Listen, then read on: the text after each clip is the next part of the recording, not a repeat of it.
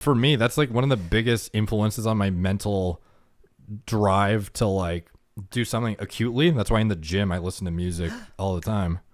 What? Big aha moment. The very first effect I felt from the steroids was music sounded better. Oh, really? That was my first effect. Wow. I wonder if that might be I just did an Owen Wilson. Wow. why you like the music. Yeah. It's because you've been on gear so long. Music's always enhanced.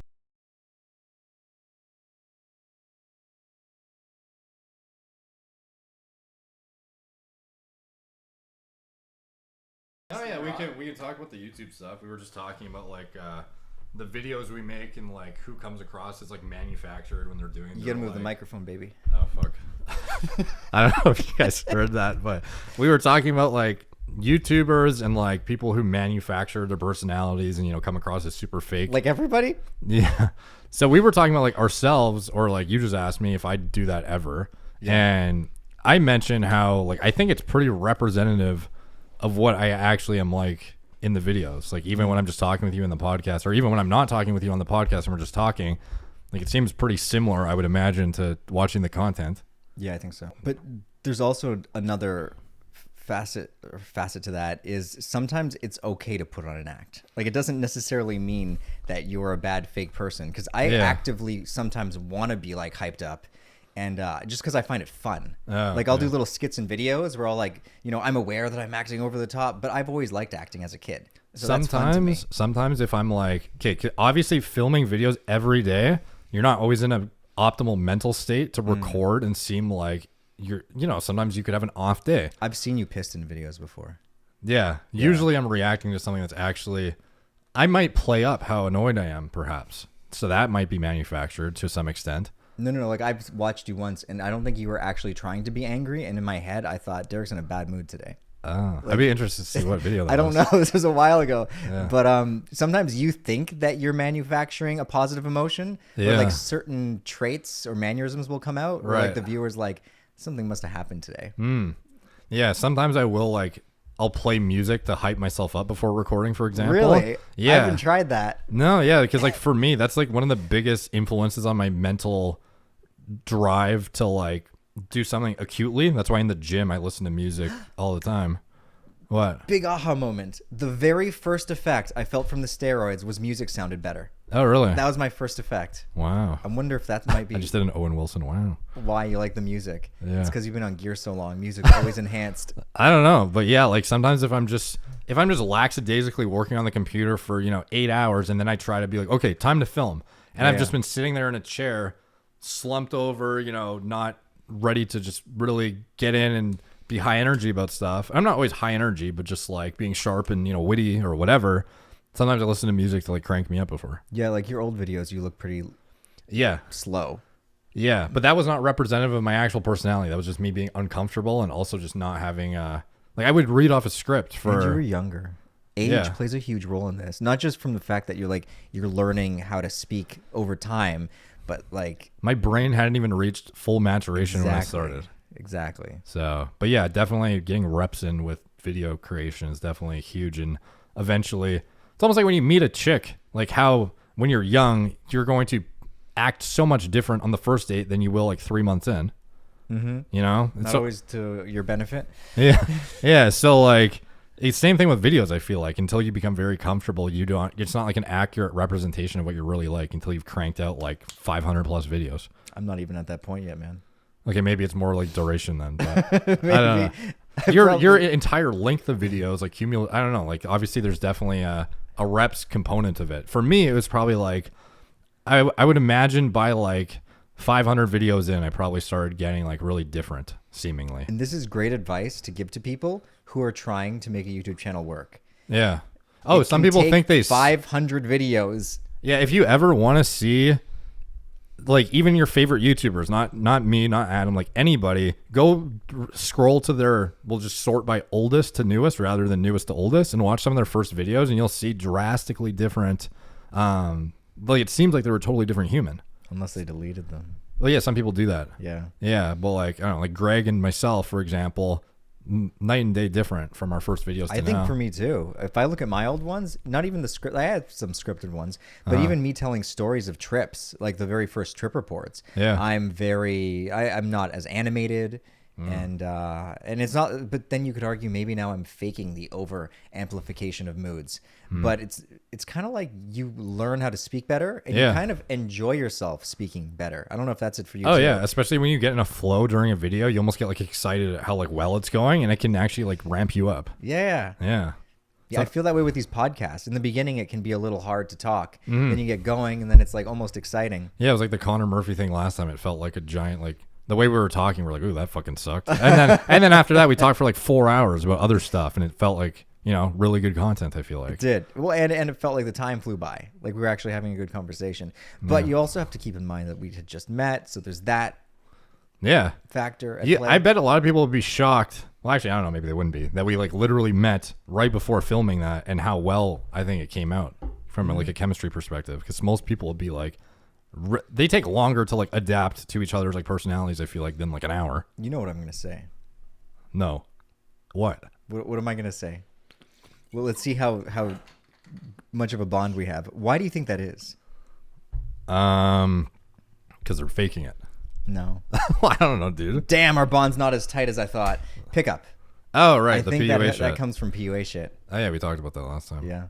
Yeah, definitely. There's I didn't know we had so much overlap in that like social. And just like what you learn from PUA shit. Yeah. How much of it sticks with you. An example of how it translates into, again, I always mention translates to all aspects of your life. Another example, which you might not think of, just sitting here and like talking to another guy. It's not a girl. It doesn't matter though. It still translates into your ability to like, be congruent and have. Might have been hypogonadal almost, but I wasn't a girl. Yeah. But yeah, it translates into so much shit. Yeah, for sure. But not always. See, I almost feel like that's dismissive of being able to get along with someone. Like just saying, oh, it's because we did pick up. But there's definitely a lot of dudes who did pick up who I can't stand their guts. True. Like I've met some scumballs in the pickup fields. I don't know. I think, obviously it helps you represent your personality in the best way that's like really you, if that makes any sense. Like you get comfortable with people quicker, which then lets you actually find out if you're compatible with them, sort of thing. It's exactly that. You get comfortable with people quicker. And I think when I started getting good at pickup, I don't want to get on a whole pickup spiel, but I started getting good at it when it was almost like as soon as I would start talking to the girl, she would feel like we've been friends for, I don't know, maybe a few weeks, maybe. I'm not going to say years, but she had felt like we had previous interactions. And it's because you feel so comfortable talking to her. She's like, oh, he's comfortable, so now I'm comfortable talking to him.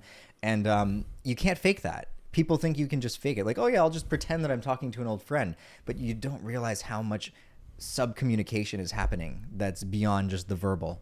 Like the body language, all this, the tonality is huge.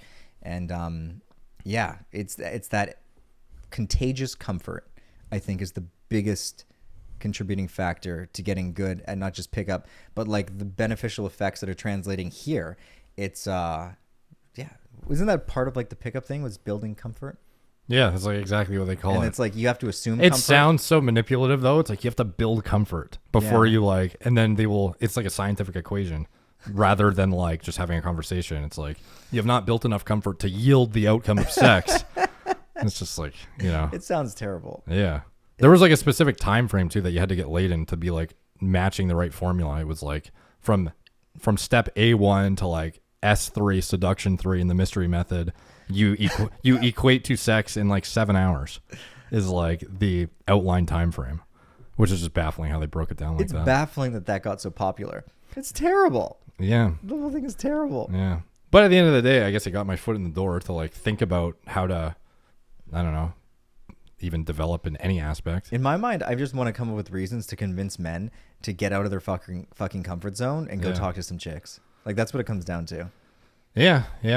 It's if you can convince them, it's like a formula. Like, after they realize it doesn't work that well, but they're already talking to girls. Like maybe, I don't know, maybe you could argue that's a good. I just mean like in our world, because everyone's online with their dating, and I feel like the more you're online, the more you're afraid of actual social interaction. And yeah. Sometimes I get on this train where I just want to like really showcase how beneficial it is for like so many aspects of your life, but I don't think it properly converts or I convey myself accurately. No, you can only motivate so many people too. And like even when I knew I like needed to do it, when you're literally in field and like in front of chicks, if you're by yourself, you don't have somebody to like it can be hard, dude. Like just to like jump, like go dive into the fire, or like jump into the double jump rope that I mentioned last time. It's gonna like slap you in the face, but eventually you'll just like, you know, begin to be able to jump and actually get through it. But yeah, like it's easier said than done when you're actually there in front of a hot chick for the first time. Be like, hey, go talk to her.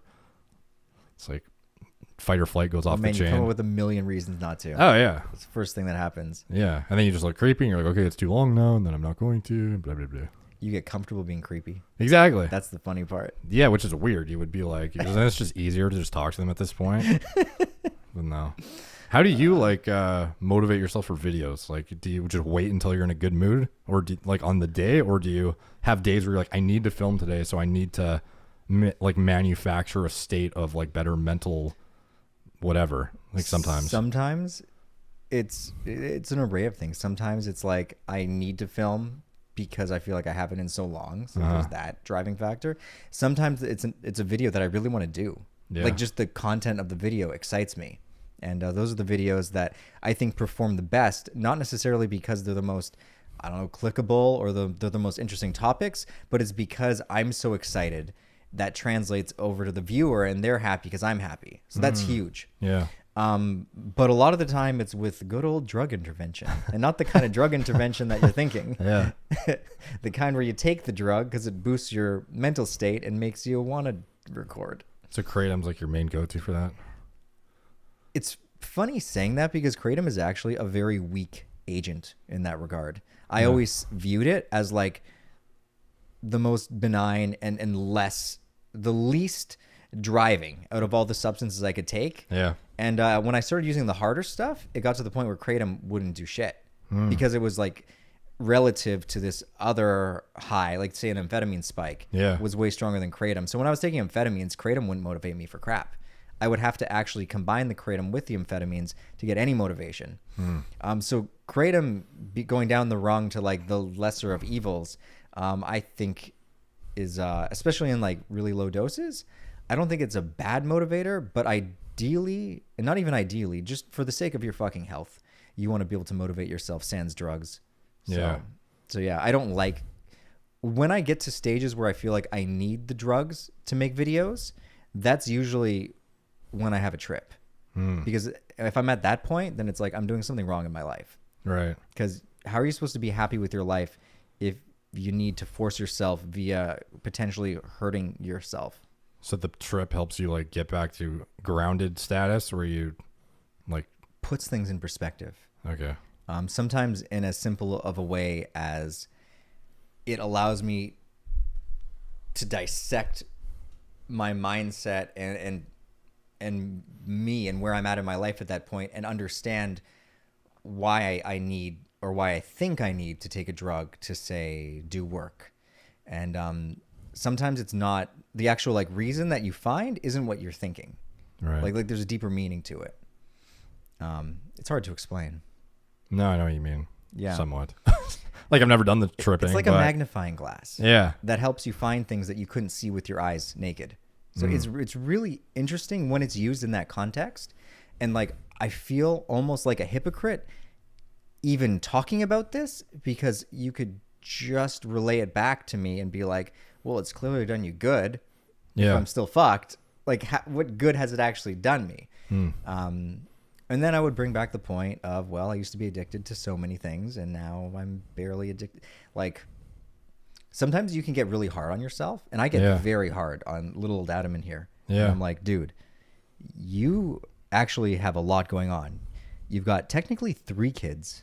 You have a teenager, a very small one who just turned 2, a 5-year-old, practically a wife. There's all that shit like going on in the world at this time. You've got a business. Your stubborn ass hasn't hired a fucking editor yet. And it's like, and you got to make these videos and you're exhausted half of the time. And it's not like I'm this absent father who's not like involved. Like, I put, you know, it's not like she's doing everything. Like people have this view of me as I'm just like this guy taking drugs all day long, where if you like actually had a day in the life of me, I think most people would be shocked. Like I'm basically like a dad a lot of the time. And then when I'm not a dad, I'm getting yelled at because I'm not spending enough time with them because I'm trying to be a businessman. So I struggle to find the fucking balance. Right. Like I'm either all the way in dad mode or then I go all the way in business mode. And now we've added a new rung, workout mode. Right. So I'm trying to balance all this stuff, and that's why I tend to think I need something like Kratom to like give me that boost, because I'm pulled in so many different directions. It kind of just relaxes me and centers me and gives me the ability to be like, okay, I can prioritize this now. Versus without it, I'm so just tugged. Yeah. And it's not like I'm trying to justify any kind of drug use as like good necessarily, but it's kind of interesting because some people, for example, chronic caffeine abusers, they're seen as like that's the okay to abuse and have a shit ton of caffeine every single day. But then if you use kratom even at micro quantities, you're like a rec drug abuser. Even though it's in the same plant as the coffee? Yeah. So like same family. I mean, you know, I think a lot of it is just stigma too at the end of the day. Like who's to say that this is, I don't know. Is this why is alcohol good?